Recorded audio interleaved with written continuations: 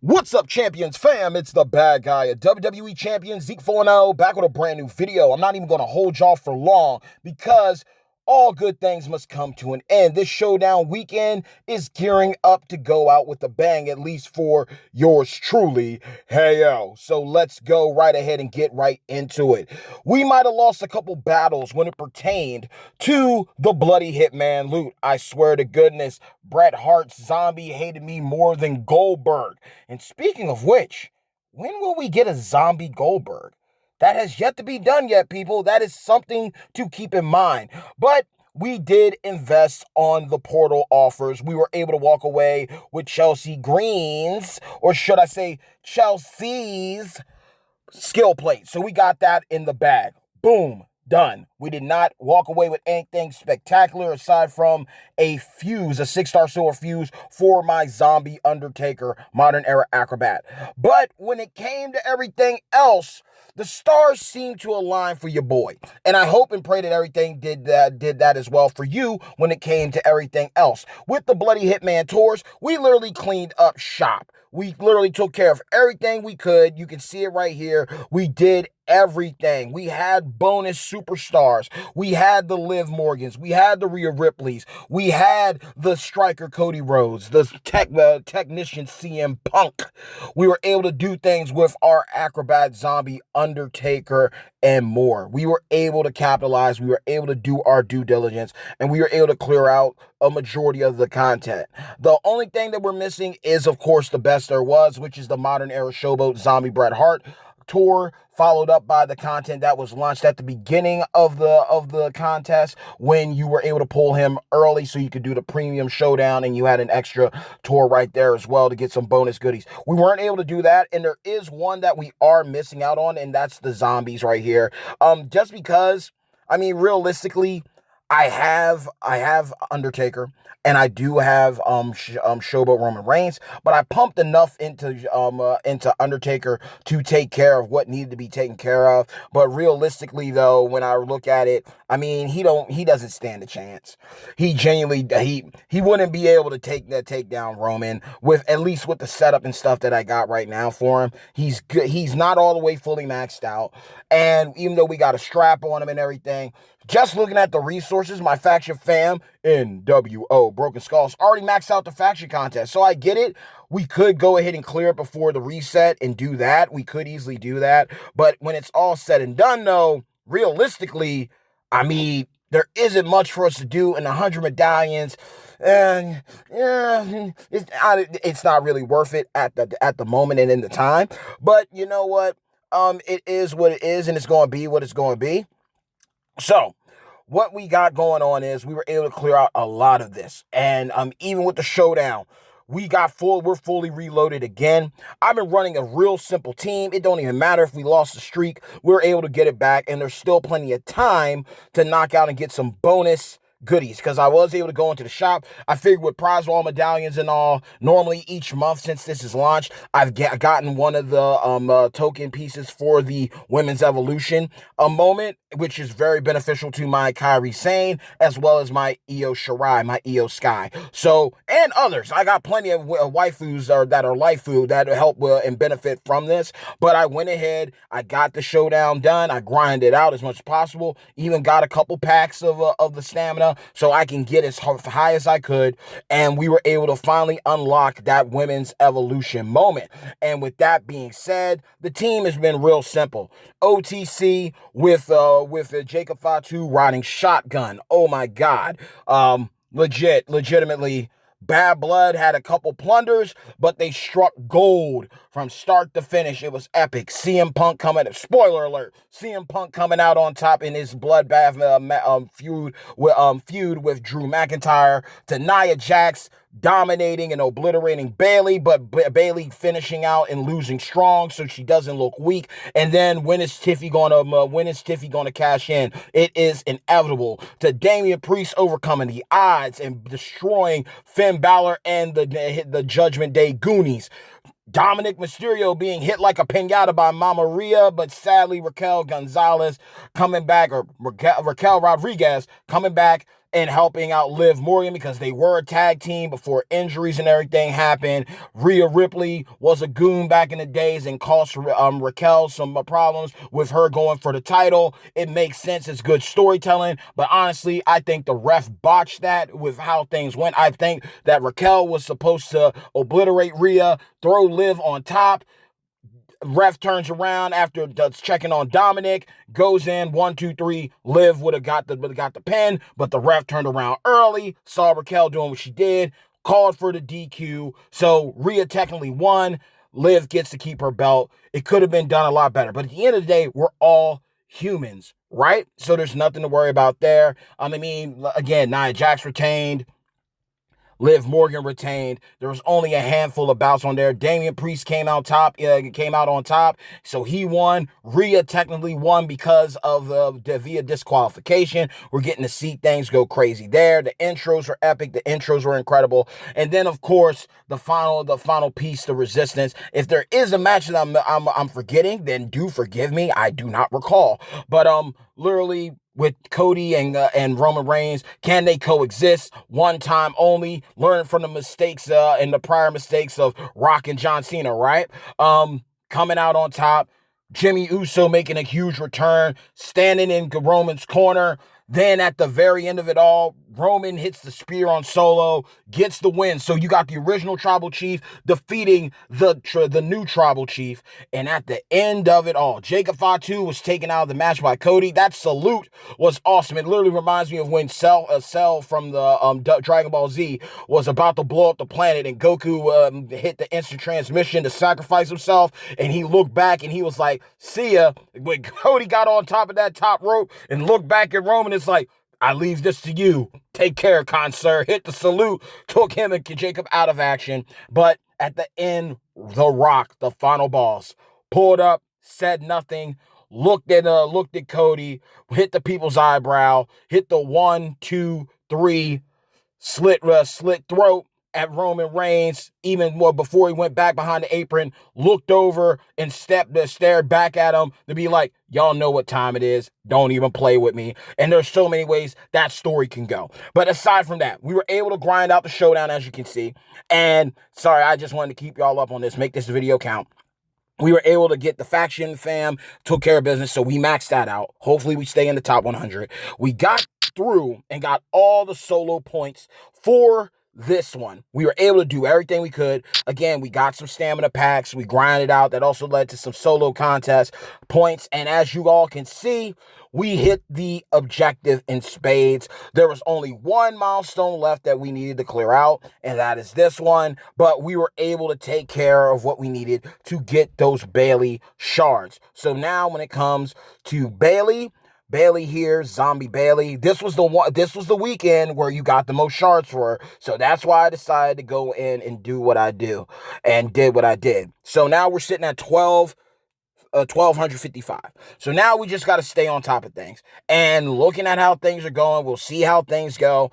I'm probably not going to drop any disposable income this upcoming Feud weekend when Bayley releases. Plus, the S Plus tier is going to be launching with her. Similar to how they did things with Roman Reigns OTC, the S Plus tier has yet to be revealed. I'm having a very strong feeling it's going to be either Zombie LA Knight or it's going to be Zombie CM Punk. It's going to be one of the two. Both are over like Rover, and to a variation of either one would be the greatest.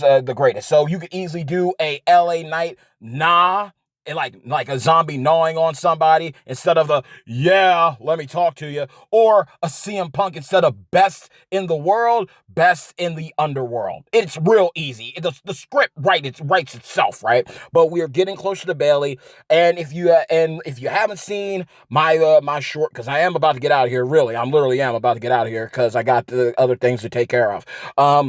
If you haven't seen the short, we did get enough by clearing all that out, getting all those shards of Bayley allowed us another blessing opportunity. We were able to pick up a bunch of medallions. Now, if you see my short that came out prior to this, I know some people, if you care or not, I'll explain my reason and my method of madness. Okay, I had a couple options here.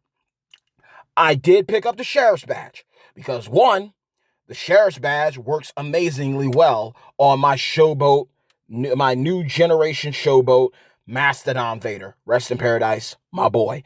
It works amazingly well combined with the Bulldog Bracer and 100% gem damage strap. Because by putting those reinforced gems down, that activates the Bulldog's Bracer, which beefs up not only my yellow gem damage, but my red gem damage. Then having Mosh on the entourage, making more of those reinforced gems into multiply gems, he's going to be hitting even harder. But then the final choose area move covers, I'm breaking more than 15 reinforced gems, which allows me to activate the Sheriff's Badge, because breaking all those reinforced gems, because they become red gems, activates the Sheriff's Badge, breaking 15 or more red gems, turning multiple gems after the red gems are broken into yellow gems. With the 100% gem damage strap on Vader, his best colors are red and yellow. Shout out to Hulk Hogan, brother. So this was a great opportunity for me, so I picked it up. But I also went for two other ones to future-proof my roster.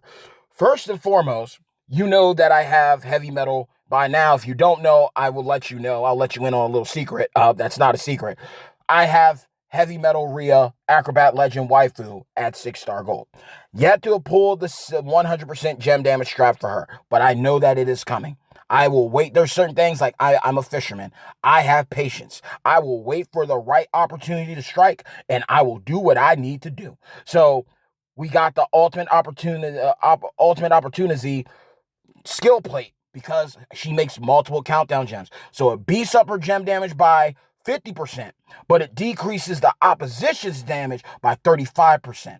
So when she hits, it's going to hurt. So I went ahead and I got it now, because I've never had one. Even when the initial launch and the multiple times it's been back, I have never had an ultimate opportunity skill plate. So I figured I'm going to get my first one. And then the last ride to hell. I'm a big fan of The Undertaker, y'all. Zombie Undertaker was a character that I hunted for, and I ended up getting blessed with him at 6-star bronze in a pull from the early spring break, I believe, if I recall correctly. And then I got hit with that 6-star silver fuse. Getting that last ride to hell with making the trap gems, breaking them, and then beefing up my green gem damage by 200% was a great look. Now, I know, as much as I love Jacob Fatu, how hard I went in the Bloodline Takeover MLE, month-long event, for him, I know some of you probably looked at it and be like, well, Zeke 4-0, why didn't you get the 225? Basically, I think it would have came out to 450, the 450 shards for Jacob. This is the reason why I didn't go after him. First and foremost, because of how many shards I have of him already. I would be using them just to take him up to 6-star silver. I wouldn't have anything left afterwards. I wouldn't. I could take away a couple things, like a couple of the other superstars shards, but they're going to use the primary shards of him first. I'm also looking into the fact of, well, that moment needs to pull up again, hopefully, in the future. And so, as much as it would have made sense for me to get the Jacob shards to take him to 6-star silver to some people, I recommend going after these shards if you were close to getting him and close to recruiting him. Compared to my situation, I already got him. I literally just need defensive acro shards to work him up to 6-star silver. So me missing out on the Jacob shards might seem like to some people like, why didn't you just go for them, or why didn't you go for somebody else? It's all good, because I know I'm going to end up pulling more defensive shards later. He will go up to 6-star silver, and when the opportunity's right, he will also go up to 6-star gold. But at the moment, looking at how hard my purple TP took a hit, working on other characters and everything, it's fine for me to miss out on these shards right now. I'm also pretty confident that his shards might pull up in the boss battle shop later. That's a possibility too. At the end of the day, one way or the other, Jacob Fatu is going to 6-star gold on my account. And even at 6-star bronze right now, full stars, no hollows, he held out and held me down with getting me bonus points for the showdown for this past weekend. So nonetheless, we won. My first ever last ride to hell skill plate, my first ever ultimate opportunities skill plate, and my first ever Sheriff's Badge. And I'm future-proofing my account. I tell people all the time, look, go for things like for me with the roster that I have, I'm up to 480 superstars. I got enough superstars. I know I'm not someone that's going to be taking everybody and anybody to 6-star gold willy-nilly. I make precise decisions and choices. So I'm good on my roster. My account is fine. I got a lot of representation of different eras, and there's many more to come. So I am at peace. I am cool. I am good. I don't have to worry about that. But things like straps, moments, and skill plates that can benefit my go-to heavy hitters, I'm going to need that. Because even looking at Undertaker, Zombie could be great for a green gem boss battle. He could be great for that. So, or a trap gem boss battle requirement. And even with waifus, Mama Rhea, depending on what the situation is, she could hit and do enough damage to clear out at least low end level of boss battles for waifus. Or depending on how things come out with future moments and skill plays, she could clear out a lot more higher levels too. And with that sheriff's badge, again, I'm hitting so many things because let's say there's a boss battle where you need red gems and yellow gems, and they're buffed. Now Vader can hit them with the reinforce and multiply red gems, and once the board clears out with that, maybe there's a yellow shield. Well, boom, okay, I hit you with the reds, and now I'm double dipping with the yellow. I might not have the Ghostbuster plate that they have that they had with the spamming the reds, but again, his best colors at fully maxed out 6-star gold with 100% gem strap on it are yellow gems and red gems. He's not losing. I'm good. I'm golden. So this was a W. Again, the battle when it came to the loot, yeah, we took some L's. But all the way around, other than that, though, we are good. We got the max amount of Bailey shards. We could have easily gotten more. I could have easily gone for the Toxic Rumble packs that gave you, I believe, 100 shards each from there. And I could have also gotten the $200 flagship offer that gave you 100 shards from there. I could have easily done that, but I stuck to it. I stayed true, and I picked up the packs that I picked up, and I was able to get ahead. So we just got to stay on top of it. If everything works out with the third weekend content, if everything works out, we'll do some pulls there. If her shards are on there, we'll greatly take that, and we'll just keep building. We'll keep building. Maybe we get blessed with a bag drop and we get her at a lower level, but one way or the other, we're going to do our best to get Bailey. But other than that, a lot of wins, a lot of W's this past weekend. I'm definitely going to be hunting for 100% gem damage strap for my boy Roman Reigns too, because not only does Jacob Fatu benefit from, wait a minute, where he is, Bret Hart, the best there was. We're at 1043. Not only does Jacob Fatu benefit from this ability, and if y'all haven't seen, just to make sure you're aware, on the blog they mentioned that now their abilities go up to 34,000. So now purple gems are doing 40% more damage and multiplied gems are doing 60%. Not only does Jacob Fatu benefit from this build, but if you run it, for those who do have OTC Roman, if you run him with this and you make the board into purple gems and multiply, this is going to beef him up even more. So this is a thing where you can either, like my loadout, I could put Mem Rock on there. I could also put Zombie Gunther, but I can also do Zombie Gunther and Bret Hart on OTC, and he's going to be hitting everybody colossal. So it definitely worked out for me, but I was really happy to pick up that Sheriff's badge, and it went right where it belonged, right here with my boy Vader. So again, whenever Bulldog bracers, whenever you break and whenever you generate 10 or more reinforced gems, increase your yellow gem damage by 25% and your red gems by 75% for 3 turns. So you think each turn, well, depending, but of course when 7 stars come, because it's inevitable now, looking at the move damage Bailey's doing and with the gem damage that others are putting up like OTC, there's going to have to be a higher ceiling now. So looking at this, you can stack that damage for 3 turns, right? And then even after that, you have your Sheriff's badge dealing them whenever you break 15 or more red gems, you generate 30 yellow gems. So you're literally, and the cool thing about this is it waits for the gems to drop on the board, so then you can basically clear it out again. So it's cool in a sense because now he basically acts like Muda, where Muda breaks the board twice. Vader's basically doing the same thing. He's clearing out a majority of the board with his yellow gem, with his red gems, his second primary color, and then he's coming back with a vengeance and clearing out the second board with his yellow gem damage with his first primary color. So it worked out. But nonetheless, I've talked too much, y'all. But I'm grateful that this weekend went the way it needed. I did those pulls. I lost in those pulls, got a good fuse out of it. But most importantly of all, it put me ahead enough so I could get all the shards out of Bailey's part, and I was able to get the most out of that. So I got bang for my buck in another way. So Bret Hart will be joining the crew. Purple gem, multiply gem damage. That is going to be a thing. I will take him all the way up for that. He is going to be finding a place in the loadout for my Jacob Fatu as well as my OTC Roman, because those are the builds that I'm enjoying a lot right now. Picking up for my first ever Ultimate Opportunity skill plate and picking up my first ever Last Ride to Hell and Sheriff's Badge. I made off good.